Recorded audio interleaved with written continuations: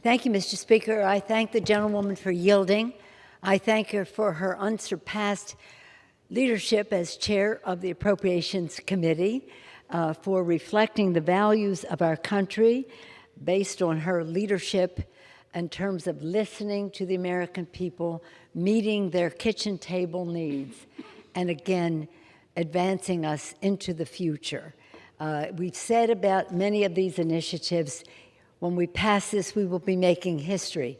Not only that, we will be making progress, thanks to the leadership of Madam Chair Rosa DeLauro, chair of the committee. It's a source of great joy to me because I served on the committee with her, saw her leadership then and now as chair. With these bills, let me just describe. People said, what's a minibus? A minibus is a mini bus. It's not an omnibus. Sometimes we would have a bill that contained all of the appropriations bills, all, omnibus.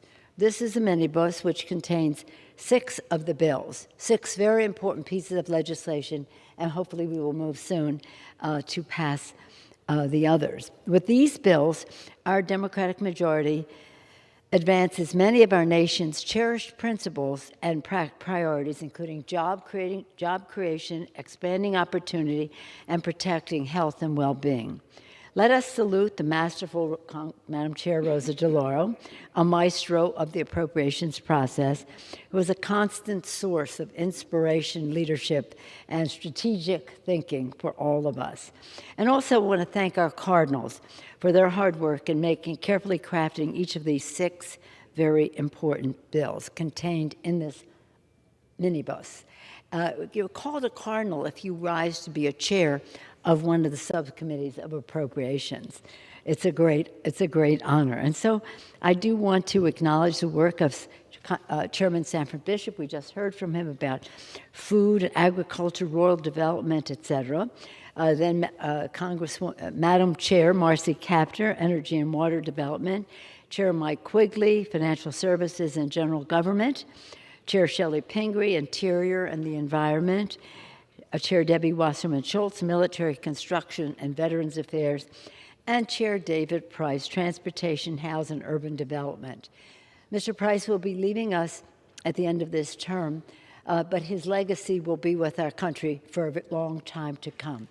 I thank our colleague on the other side of the aisle, for acknowledging Mr. Price's work and naming a portion of the Transportation, House, and Urban Development Bill in his name. Mr. Diaz-Balart, thank you for that beautiful recognition of Chairman Price. He certainly is revered on our side of the aisle, and we appreciate the bipartisan recognition of his leadership.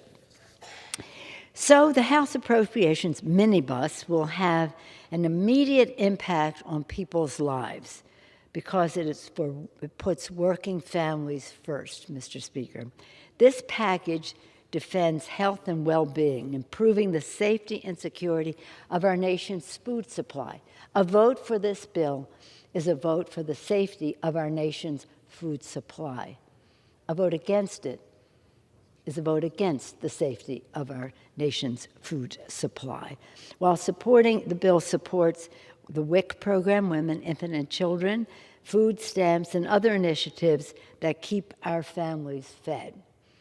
And this package strengthens economic security with strong investments to expand access to safe, affordable housing. Thank you, Mr. Price. Support small business growth and protect the interests of American consumers. In doing so, these bills advance the President Biden's commitment to putting justice and equity front and center, moving to close economic disparities, weighing heaviest on communities of color and low-income families. In addition, and at the same time, this package will further power Democrats' mission to rebuild our nation while reinvigorating the middle class.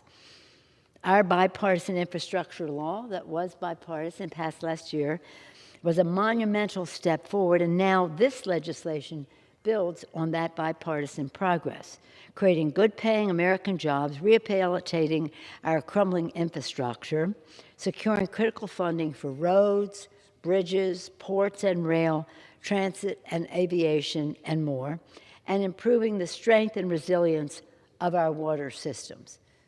Our water system. This is a health issue in addition to a commerce issue. These investments lay a crucial economic foundation, better equipping our nation to compete and win in the 21st century economy. This package is also about protecting and preserving our planet, a responsibility we owe our children and grandchildren and future generations. The investments in this legislation, Mr. Speaker, another strong step forward toward independent, affordable, clean energy jobs for the future.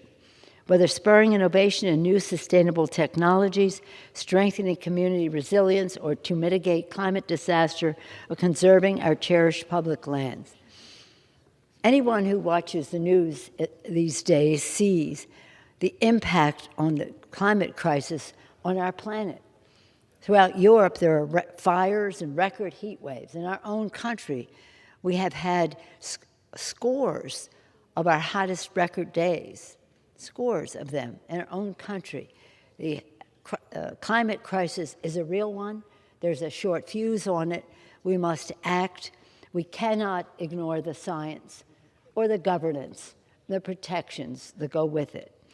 It is a public health issue, preserving clean air and clean water for our children, the air they breathe, the water they drink. It's an immediate health issue.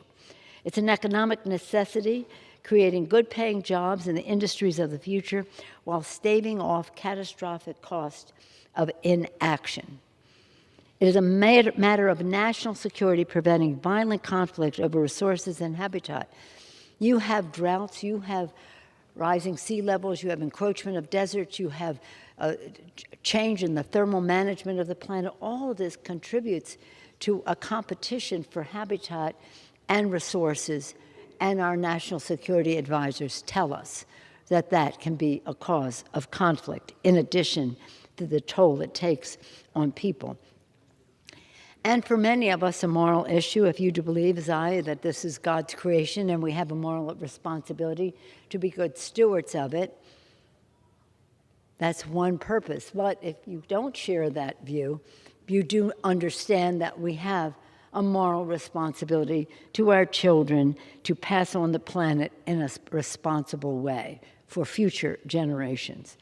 This is one of our Democratic majority top priorities, and we'll never stop fighting until for the climate action that we need. Finally, and importantly, one of my favorite subjects, this package honors our nation's sacred duty to our veterans, their families, and their caregivers.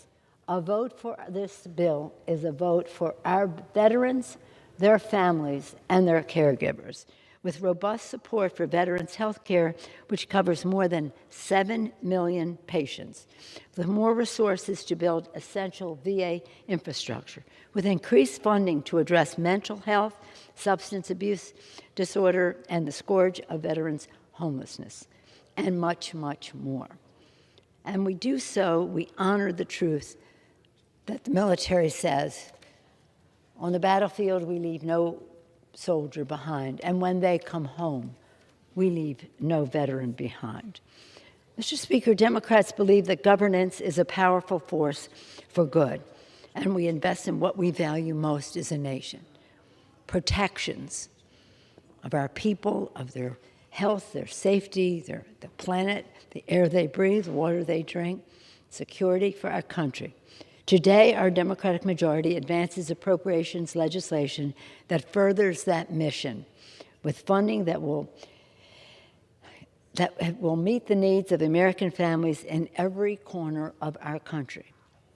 And we take an important step to advance President Biden's inspiring vision, building a better America for all, with liberty and equity for all. With that, I urge a strong bipartisan vote for this minibus package. I salute our Cardinals for their great leadership, and I again pay homage to the chair of the committee, Madam Chair Rosa DeLauro, for her extraordinary leadership, and yield back the balance of my time.